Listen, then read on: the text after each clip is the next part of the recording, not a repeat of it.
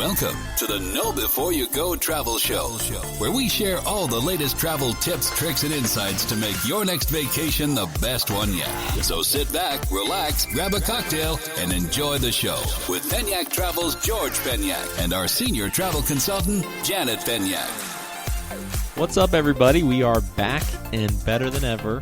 I'm George Penyak with Penyak Travel, and I'm here with Janet Penyak, our senior travel consultant. Hey, everyone. Of Penyak Travel, does all the bookings. And we've been away for a while, so we had a little bit of a hiatus from the podcast, just traveling a lot. But we got a lot of cool stuff to talk about and share. We are refreshed, and it feels good to be back behind the mic. But today's show, we're going to cover a couple interesting things. First off, let's talk a little travel insurance right out the gate. I think you've had a couple things happen with some clients recently where travel insurance really bailed them out of a tough spot. And I think, we have our own stories on that, right? Yeah, no, absolutely. Well, with it being hurricane season, I kind of want to touch on that first because I get a lot of questions about, people who travel during this time of year, during hurricane season. If I get travel insurance, will it cover cancellation? Generally speaking, if, the resort that you're going to, or destination that you're going to is completely demolished, like a lot were last year in the Caribbean, unfortunately, then if the resort does not offer you a refund, then you can, file a claim under the insurance and then they will reimburse you. Typically, though, the airlines and the resorts, they all work with you in, in rescheduling or offering a refund. But with that being said, travel insurance is so important. I know it's depending on the cost of your trip and your age. Sometimes it's a couple $100s, but you're protecting your, thousands of dollars worth of investment on a trip. Yeah. And if we never travel without it. No. I know, as owners of a travel agency, I think it says a lot that we always, even if on the small trips, we always get it because you never know. Yeah. Right? And one thing I think people don't realize is when you travel internationally, sometimes your medical insurance won't cover you in other countries. That's that right. True? Yeah, that's right. Isn't that what the travel insurance is for? Yep, absolutely. So if you, say you're down in the Caribbean having a good time at an all-inclusive resort, you've had, a couple drinks and something happens and, you get injured and you have to go to the hospital or something like that. Or if just, say you take a misstep on a catamaran. I've had that happen, and you twist your ankle and you have to go see a doctor. You can file, you will have, depending on how much it is, you may have to pay for whatever the amount is when you're there. But if you have the insurance, then when you get home, you can file a claim, and then they will reimburse you for the amount that you paid. Yeah, and it's definitely a peace of mind. So I know you had definitely specific instances where you had clients that really needed to use this, and thank God they had it. So give a couple tidbits or stories on what's happened in the past, because I think it's good for our audience to hear. Oh, yeah, no, absolutely. I have had, just speaking on the medical side, someone who, they were ill on a cruise ship. They were on a 3-week cruise, and they had to see a doctor, and the bill for that and all their medicine ended up being about $1,500. Luckily, he had the insurance, and so when he got back, he just filed the claim, submitted all the proof, and then he received a check back for everything that he paid. Had he not had that, then he would be out the $1,500. Holy smokes. And what country was he in? He was on a cruise ship in the middle of the Atlantic Ocean, oh, wow. a transatlantic cruise. So it's a misconception. I think a lot of people just assume that they're covered under their medical, and that's just not necessarily the case. Right. And now speaking on the cancellation part of it, that's what's so important because you truly never know what could happen. You could end up sick at the very last minute, or if there's a death in the family, it would allow you to cancel, file a claim, and then get all of your money back. I had someone recently who chose to not do the insurance, and he ended up with pneumonia and got admitted into the hospital the day before his trip. And unfortunately, then he was out all of the money, and there wasn't anything that could be done. Gosh, so it was very unfortunate. But and travel agents, like, we can help you through even if you don't have it, but it's not ever guaranteed that we're going to be able to always help you if you get sick. But some resorts might say, yeah, we can maybe move it for you, right? But usually there's an increase in cost or something else that comes with it, right? And he could have done that, but just the increase in the cost, it was going to be like $800 and for him to move it, and it was a trip to Las Vegas that cost $1,300. So it's almost double the cost then. Right. So it wasn't just going to be worth it, for him to do that. So it was an unfortunate situation, but it really is so important for, a small, when compared to if you're, spending $6,000 and it's, a couple $100 for some insurance to protect your investment, definitely worth it, just because you really don't know, something could happen. I think people don't like. I think the reason a lot of people, we have almost all of our clients elect to use it and buy it. I think it just makes a lot of sense. But I think the people that don't fully understand what it covers. We do a good job of educating our clients on exactly what you're going to get and all that good jazz and how you're protected. I just think the common traveler that may not use a travel agent or may just be booking stuff on their own, hey, that's fine. But you really do your due diligence on what you get with the insurance, so you fully understand what your fallback is. God forbid something happened. Remember that time we were coming back recently? Actually, we went to Cabo in the spring, right? And we had travel insurance, and we missed our flight because we had a flight delay, and we were stuck in Dallas for a night. Right? Yeah. So our flight from Cabo to Dallas, we were flying Cabo to Dallas, Dallas to Columbia. So Columbia is a very small airport, as most of you know, and there is only 2 flights in and out of Columbia and Dallas, that go every day. So the plane that was supposed to pick us up from Cabo and take us to Dallas, it was coming from Dallas, and it was delayed. Delayed out of Dallas. Yeah. Commonly, this happens. Planes get delayed all the time. Yeah. It happens, and it was for a mechanical reason. And so, we kept waiting, and then finally the plane gets there, we get on there. It's kind of a crapshoot if we're going to make our connection or not, because I think we had like 20 minutes, and connecting to an international flight going through customs, even if you have global entry, it's probably not going to happen. Yeah. And so we missed our connection. Now, because it was mechanical, the airlines are required to offer to put you up somewhere. Yeah, so that's the airlines will do that, but what do they offer? Yeah, so they offered us a cheap little motel, off property. Now, there's a very nice Grand Hyatt right there in the Dallas terminal. Which is where we wouldn't, like the hotel that they offered us, and listen, we love almost all the major airlines, just not a hotel that we would have picked ourselves. Right. We just wouldn't stay there if it was just us. Right. And so, I said to the airport agent, well, why can't you put us right there? Well, the reason why they didn't want to put us there is because it was $300 for the night. Yep. But what I did, I said, no, thank you. I don't want your hotel. And since we had the travel insurance, I knew that we could be reimbursed for that. So we booked that, stayed there at the nice place, went out, had dinner, and then everything was paid for. Everything was paid for. We had to pay for it up front, came back, filed the claim, and, within a couple weeks, we had the check reimbursing us. And, that's definitely a peace of mind, because if I didn't have that insurance, then I would have had to take, or you go out of pocket. So you take the cheap hotel that you might not be, right. You might not stay at, or you come out of pocket and then you just lose that money, because it's not necessarily the airline's fault all the time. Like with weather, you're just not, like, sometimes if a plane's delayed because of weather, yeah, they will not, can't help that. So nope.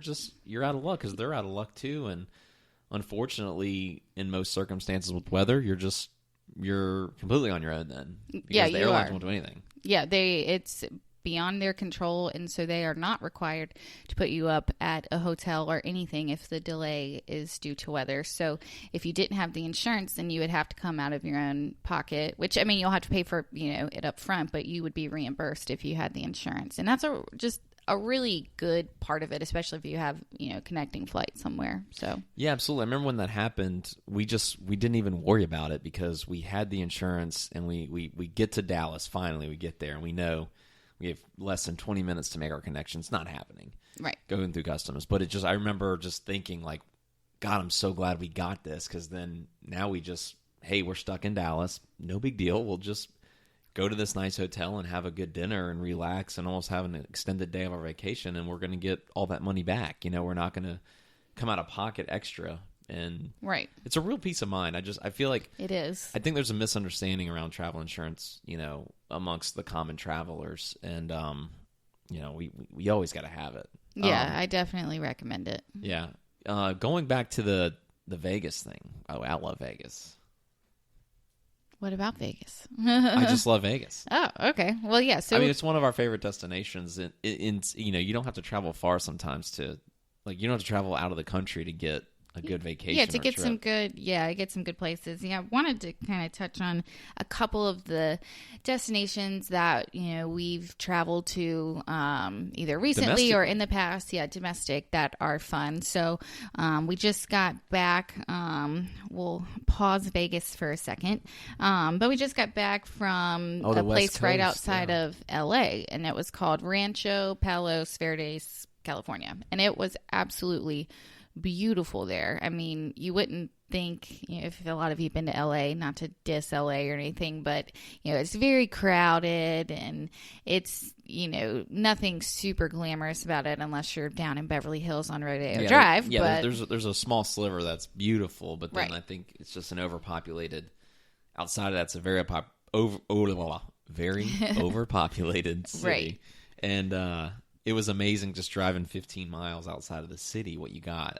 Right. This place that we stayed at, it was called the Terranea Resort.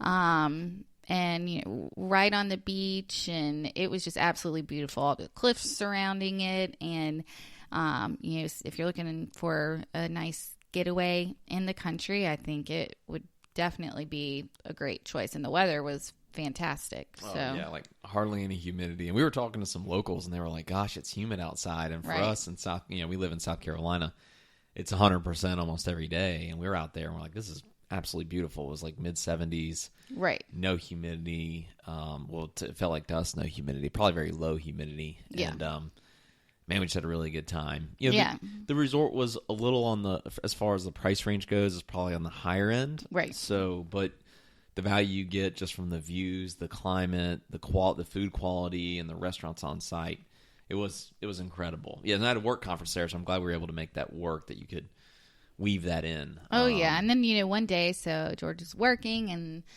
me and another lady traveling, we said, well, we want to go check out a place that has some good people watching. And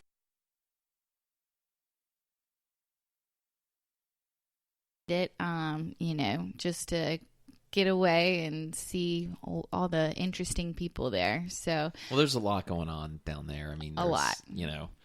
Unfortunately, LA's got a sizable homeless population right now. I think there's a lot of big cities in America that are fighting that. But you have the skateboarders, you have the whole, just a whole bunch of stuff going on down there at Venice Beach. It's really a beautiful beach. The weather's beautiful great. beach. Yeah, just a lot going on. It's interesting to see. And California has some great beaches. We drove to the Manhattan Beach, Redondo Beach one day. So lots of cool places just right there outside of LA. That are nice. Yeah, so. And that trip was fun. But I remember I look at Vegas, and you look at things to do, and Vegas just has, just a lot more to do than, I guess the West Coast does. When you're like Rancho Palos Verdes, you'd have to drive a good bit off resort to get some stuff to do. Right. Like I golfed there in Rancho Palos Verdes, awesome golf course, played Trump National out in LA. Incredible golf course. But we looked for wineries, some of the things that we like to do. There weren't many wineries in that area. And right. really, it's just a place to relax and recharge the batteries. Right. Vegas, though, I love Vegas. Vegas, there's just tons to do, and golf and shows and casinos and restaurants and shopping, the whole nine. Yeah, we usually go to Vegas at least once a year. And you don't have to be a big, gambler or drinker to enjoy all that Las Vegas has to offer. First off, just walking down the strip and going in and out of all the hotels. What they've done, it's so beautiful. And then the restaurants. you will not find better food. There's so many good restaurants there. Love going to a nice steak dinner out there. Yeah. And then, of course, all the shows. You can catch a bunch of different Cirque du Soleil shows and Magic Mike for those that Thunder Down Under. Thunder Down Under that tickles your fancy. There's a little bachelorette parties, bachelor parties. There's right. Tons to do for everybody. Oh yeah, no, absolutely. It's a cool place, and a lot of people who've never been to Vegas don't realize that there's really two parts. You have Old Vegas, and then you have like the Strip, which is where you want to be. I don't really recommend you go down to Old Vegas unless you want some really good people watching and an interesting crowd. Yeah, I mean, Old Vegas is cool. It just reminds me of Old Vegas reminds me of like the college town, it's more Reminds me of like a carnival. It's just there's a lot going on. Yeah, there's still cool stuff in Old Vegas. It's not like usually the table stakes are lower. So if you want like a $5 table, you can go down there and get some bourbon cheap or something. Yeah, you can go have everything's a blast cheaper in Old Vegas. Yeah, but it's not as like high end as what you're gonna find in like glamorous as New Vegas. Like, listen, I like them both, but I would much rather prefer New Vegas. Yeah, I mean, just the Strip is awesome. You can't beat it. I mean, and in Old Vegas, you get the Fremont Street experience, and you can do the zip lining, which is really cool.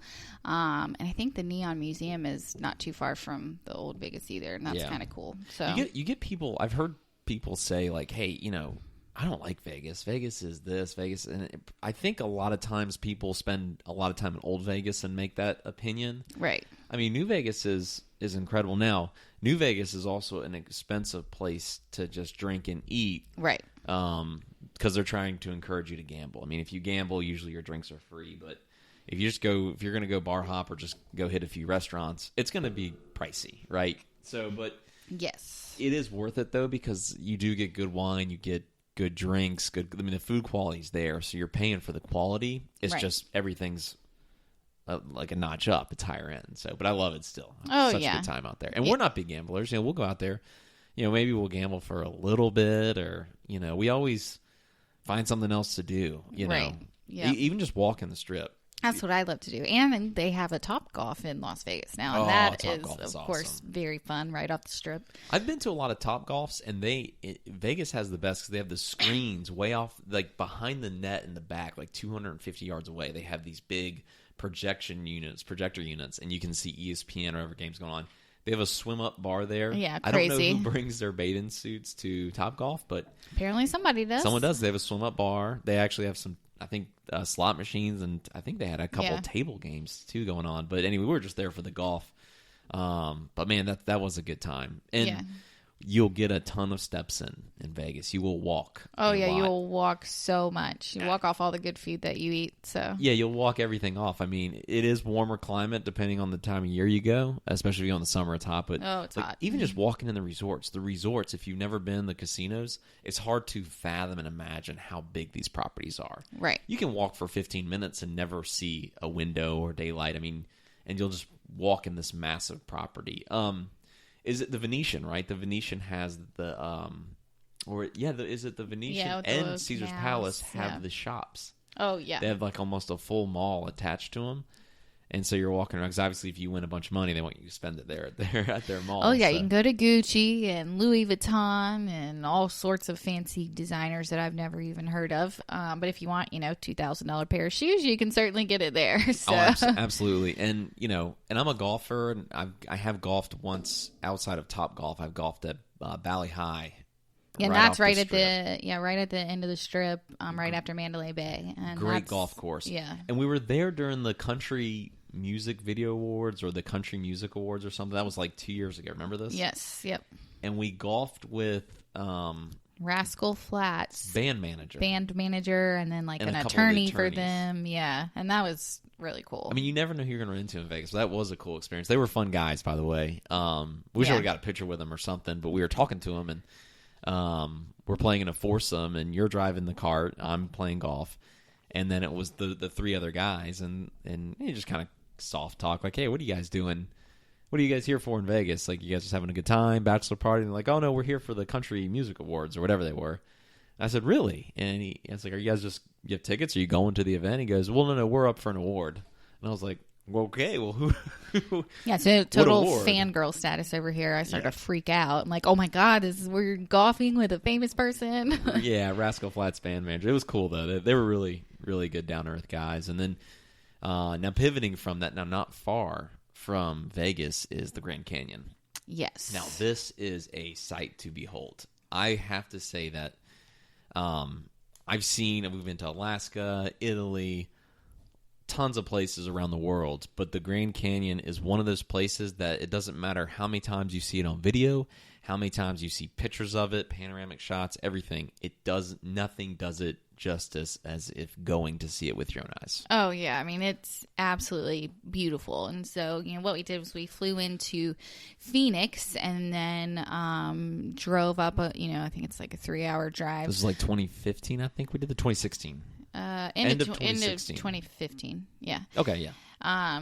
Drove up to the Grand Canyon and checked it out for the day, and we actually have a kind of funny story to tell about that. But and then we were going to go down to Sedona because we like wine. We're big wine people, and Sedona has some great wine. Sedona is a great wine country area. Yes.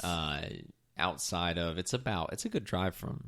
Yeah, so I mean, then it's about I think an hour and a half back south, heading back towards Phoenix. So cool little town with hiking and wine. Oh yeah, all sorts of good trails that you can hike, and the scenery out there is beautiful. And we were out there in December. One thing that I was shocked about, because every time you see the Grand Canyon, it looks like you're in the desert, but there was snow and ice everywhere, all on the ground, and freezing cold. It was so cold. It was freezing cold. Yeah, that kind of surprised us. But if you haven't done it, it's definitely worth it to head out there. And we can also I do a lot of trips for people where they stop there and then they also end up going to Bryce Canyon or Zion National Park and just kind of make the loop and end in Vegas. So yeah, and Vegas is right there, so it's kind of a good thing to hit while you're in that area, or do vice versa. You're there for one, hit the other. Right. But yeah, I'll never forget when we went to Vegas. Got to tell the story. Not Vegas, Grand Canyon. So we have a rental car, and we picked up the rental car in Phoenix, and we drive all the way to the Grand Canyon, which seemed like hours away. I think it's like 3 hours. 3 hours away, yeah. And we get there, and it's the first time we have ever been there, and we get out of the car, and we just go explore. And we walked around. I think we're on the southern perimeter of the Grand Canyon. Yeah, we were on the south rim. South rim. And so the views are incredible. There's snow on the ground. There's snow and ice on the ground. It was really cold. And you kept the rental car keys. Yep, like and usually my purse. you do, because you carry your purse, and then I usually have like 2 cell phones and my wallet, and I don't want to carry too much, so I usually give you the keys. Never been an issue before, by the way. Yeah, so it's your fault. I guess it is my fault. So anyways, somewhere along the line, you lost our rental car keys. Yes. And this is probably 11 o'clock or something in the day. It's kind of midday, I remember. Mm-hmm. Well, we look for these keys. We retrack our steps. Can't find these rental car keys anywhere. And if you haven't been to the Grand Canyon, this place it's massive. It's massive, and it's very remote.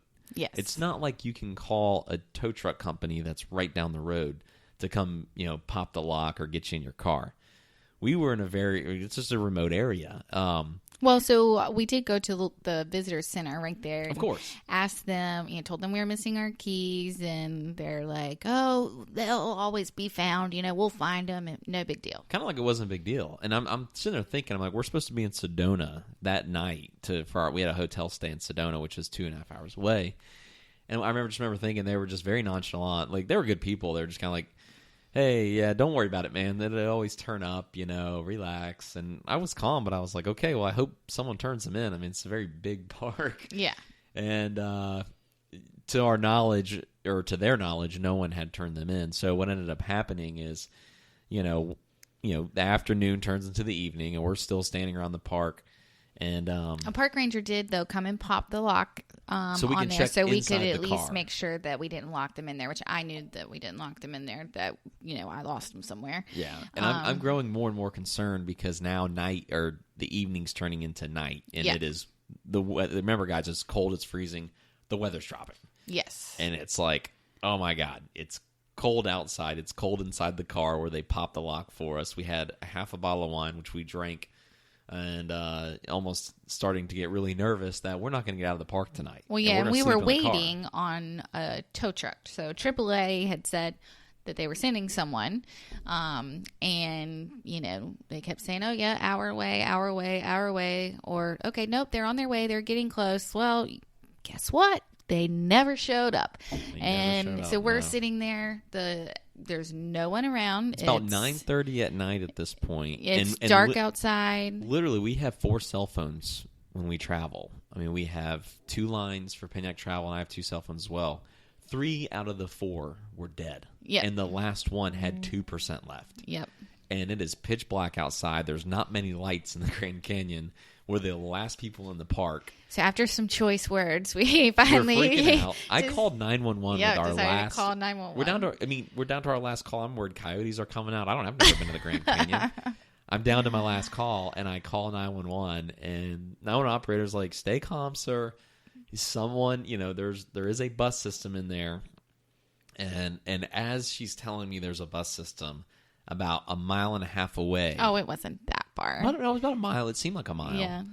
Maybe because we were in like a little bit of a panic at that time. It felt like a mile. Yeah. I see headlights, and we just start running towards the headlights. And it's the only lights on because everyone had left the park. There was no one there. The ground was frozen. It's about snow and ice. Degrees. And we ran, and we got on the bus. We pulled our luggage through the snow and ice. Pulled our luggage through the snow. We get on the bus, and we just say, hey, we're stranded, essentially, and we need to be taken to a lodge. And we had like a 15, 20-minute bus ride to the lodge. Yeah, they took us to, it's called the Yavapai Lodge. I will never forget that place. And the people there were so nice. They felt so bad for us, gave us a discount to stay there that night. And we got some cheap wine. Or they got a the bartender, had comped our food. And, I mean, they made it at least into a decent situation. So the next morning, then the tow truck finally shows up, and we get towed out of there, and they towed us to Flagstaff, and then where we dropped the rental car, and then we got a new rental car, and that was not a cheap mistake, I must say. Yeah. And then finally... Hashtag travel insurance. I don't even think I would have covered that. Oh gosh, but yeah, that was. Had I gotten the rental car insurance, it would have covered the cost of the lost keys. We did decline that. You know. Yeah, which I usually do in that case. We should have had it because it would have covered the cost of the keys, and it was a new Jeep Grand Cherokee and had some fancy key system, and so the keys were like $400. It ended up being like $1,000 mistake. Yeah, it was $1,000 screw up, but we got through it, and we say if our marriage can get through that, it can get through anything. If your marriage can get through the stress of something like that, stuck in the car, kind of reminds me of the time that we won't get into too many stories here because we're running long, but. The time you had to fly out of Atlanta, and I drove you from Columbia, South Carolina, and we're like an hour outside of Atlanta. We get about 2 hours down the road. Yep. And you're like, I forgot my passport. I knew exactly where it was. This is like 7 o'clock at night, and I was like, you forgot your passport? And you're like, yeah. And the only option is if you have a flight the next morning out of Atlanta is to turn around and drive. It's international flight, so you have to have your passport. Back. Yep. 2 hours back. Yeah. I think most husbands would have been furious, but you know what?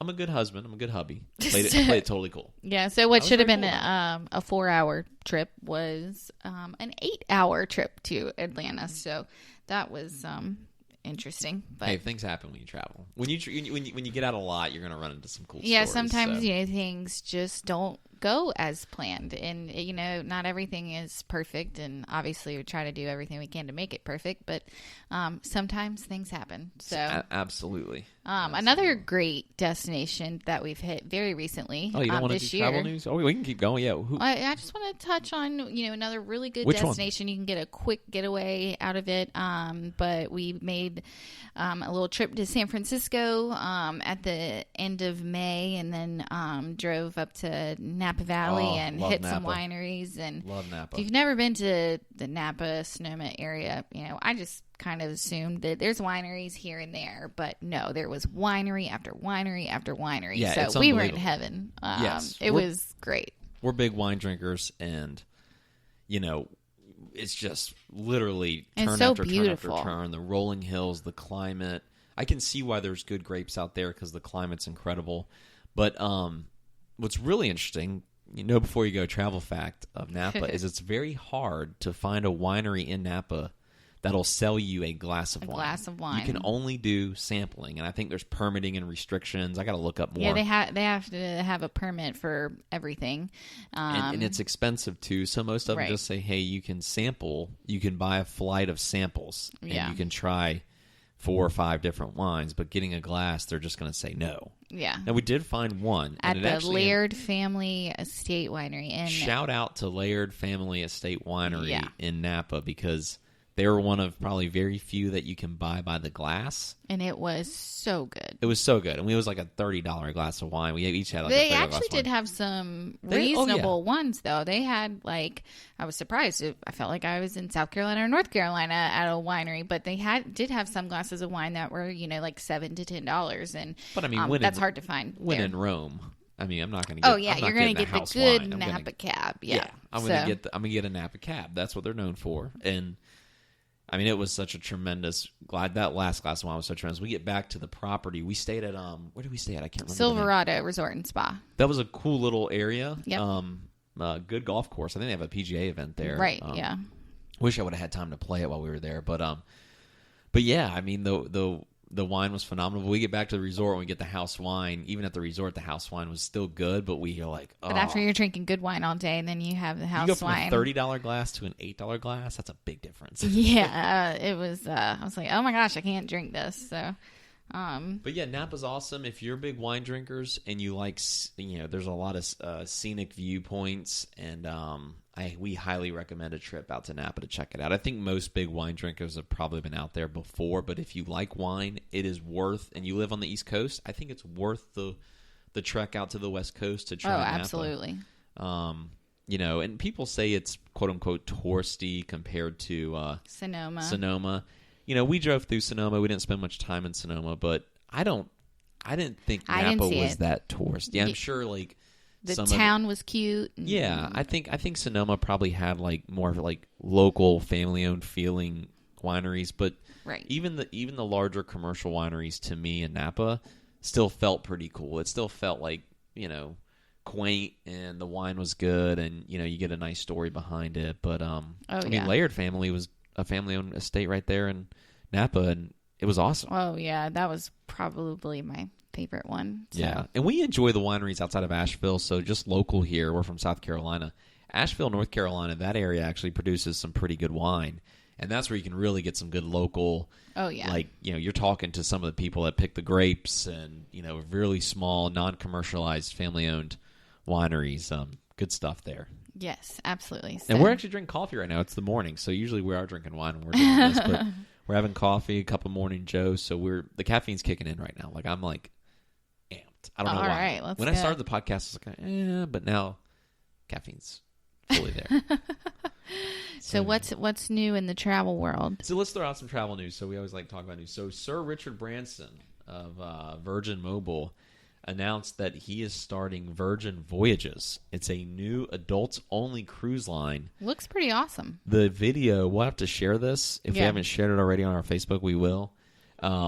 It's definitely geared towards millennials. I feel like it's really geared towards around well-being. Mm-hmm. So there's a lot of gyms and stuff to do on there, like an active lifestyle on board. It's supposed to be very environmentally friendly. I think some of their goals are to keep it as little trash as possible. So a lot of things are going to be made out of recyclable stuff. The boat looks incredible. They just have 3D renderings of it and videos of it, of what it's going to look like. But does it say where it's going out of? It's going to go. The first one is going to be called, where are we at here? The Scarlet Lady, okay. And it's going to dock in Miami. And I think it's going to do cruises around the Caribbean. Awesome. And it looks, if the actual boat turns out like the renderings and the videos, which I'm sure it will, it looks like it's a very unique looking boat. Cool. I'll just say that. It's very unique. It's got a unique shape to it. But yeah, it's going to have, looks like a very contemporary design. Super modern. Yeah. I mean, what you would expect from, Richard Branson on a cruise ship. I mean, you're getting some pretty some pretty cool stuff. But we'll post that. So that is latest and greatest in travel news right now. We had to cover that. But anyways, that's the show. Appreciate you guys listening. Give us a subscribe, rate, review. Let us know what you thought of the show. Hope you guys have a wonderful week. We're going to keep cranking out these podcasts weekly, and that is the Know Before You Go Travel Show signing off. Thank you guys so much. Bye, everybody.